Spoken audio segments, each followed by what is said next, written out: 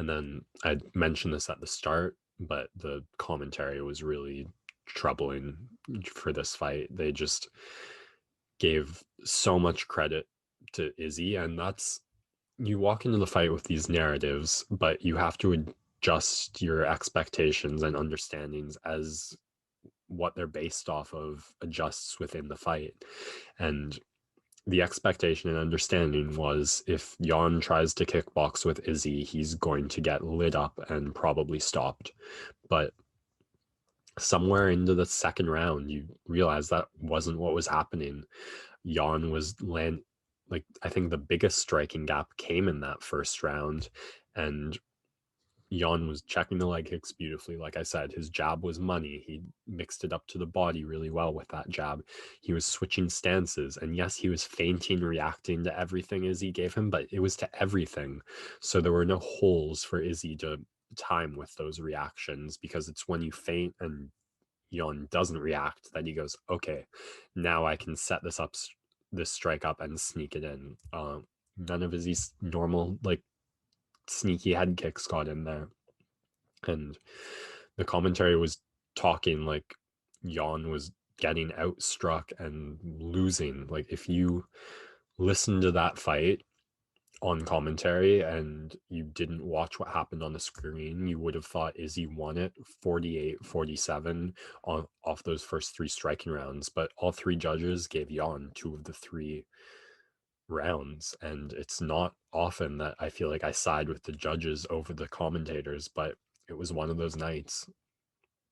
And it was just, it was making me as a fan question what I was seeing, because I was watching it, I was seeing Jan like have a slightly more dominant edge in the striking, and there was none of that being recognized by the commentators. They were just not praising or saying anything about anything Jan landed, getting very hyped about everything Izzy landed, and talking about the fight as it was playing out as if it was going all for Izzy, and it wasn't.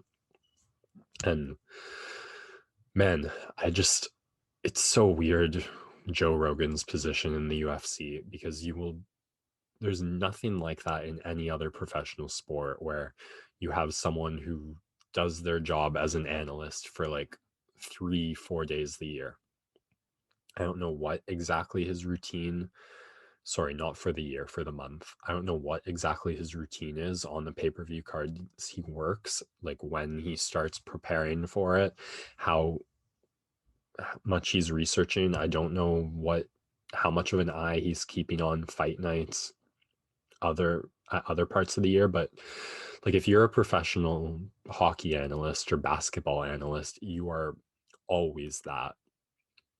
You're always following the sport. You're working several nights a week, and on your off nights, you're still engaged. And so when it comes time to step up to the mic, you've got this head that is 100% in the zone, and that's what gives you the expertise to fill that analyst role.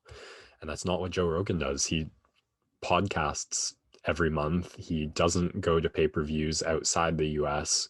And then when there is a pay-per-view in the US, he steps into that analyst role for a couple of days to research and the night of, and then stops. And I just don't think that brings out the highest quality of analysis and commentary that you can get. And if the UFC wants to be a professional sport, they've got to do better, I think. I mean, he's a draw for the UFC. He's a part of their branding, but I think degraded the product. And Cormier had issues too, but I felt like he was giving a little more credit to Jan, at least for the leg kick check-in and some of the jabs he was landing, and he kind of realized like, oh, Jan is probably going to win this fight when the grappling came into play. So yeah, I was pretty unhappy with the commentary, and it's not the first time. I mean, the Khabib Iaquinta fight was probably the worst one, and Rogan for sure has his moments. Like, then the Khabib Conor fight, he was the voice of reason, the Dominic Cruz. But I I just wonder how much longer the UFC wants to retain him as this part-time analyst, because I think you have to be locked in for most of the year to do it at the highest level, and that's he's got so much going on. Why would he be?